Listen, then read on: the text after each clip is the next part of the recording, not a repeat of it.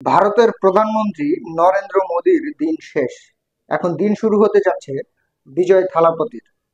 তো বিজয় থালাপতিকে আমরা কম বেশি সবাই চিনি, যিনি দক্ষিণী সিনেমার একজন নায়ক এবং ভারতের সেই দক্ষিণ অঞ্চলের বা এই তামিলনাড়ু অঞ্চলের সবচাইতে জনপ্রিয় নায়ক হিসেবে বলা চলে তাকে।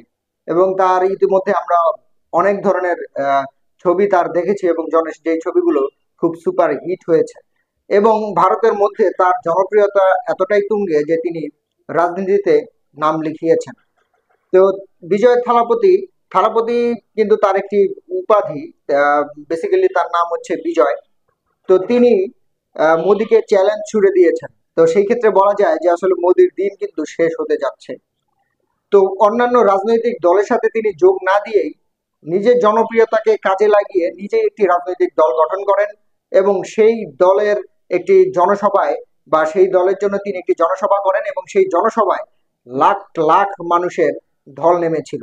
তিনি হয়তো নিজেও ভাবেননি যে তার জনপ্রিয়তা এত বেশি যে মানুষ তাকে এত বেশি সাড়া দেবে। আমার মনে হয় না যে বাংলাদেশের প্রধানমন্ত্রী যেখানে যায় সেখানেও এত পরিমাণে লোক হয়। বিপুল পরিমাণ সংখ্যক এলাকার মধ্যে লাখ লাখ মানুষের ঢল নেমেছিল সেই সমাবেশে।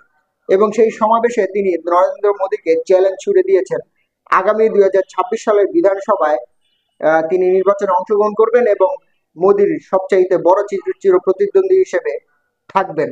এবং মোদী সরকারকে তিনি ফ্যাসিস্ট বলে আখ্যায়িত করেছেন এবং তাকে বিতাড়িত করার মাধ্যমেই ভারতের গণতন্ত্র ফিরিয়ে আনবেন এমন অঙ্গীকারবদ্ধ হয়েছেন।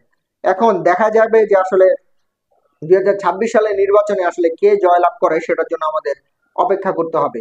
তবে তার ভাষণে বা বক্তব্যে যেটা বোঝা যাচ্ছে যে আসলে ভারতে হয়তো রাজনৈতিক প্রেক্ষাপটে বড় একটি পরিবর্তন আসতে যাচ্ছে এই বিজয় থালাপতির হাতের মাধ্যমে। এবং তার যেই রাজনৈতিক ক্যারিয়ার যেভাবে শুরু হলো, যে নতুন একটি রাজনৈতিক দলের মাধ্যমে, এটা আসলে কোনো একটি নতুন রাজনৈতিক দলের জন্য একটা বড় কাম্য। যে কোনো ধরনের সহযোগিতা ছাড়া তিনি নিজেই একটি রাজনৈতিক দল গঠন করেছেন এবং সেটার সমর্থনও বিপুল পরিমাণ সংখ্যক মানুষের।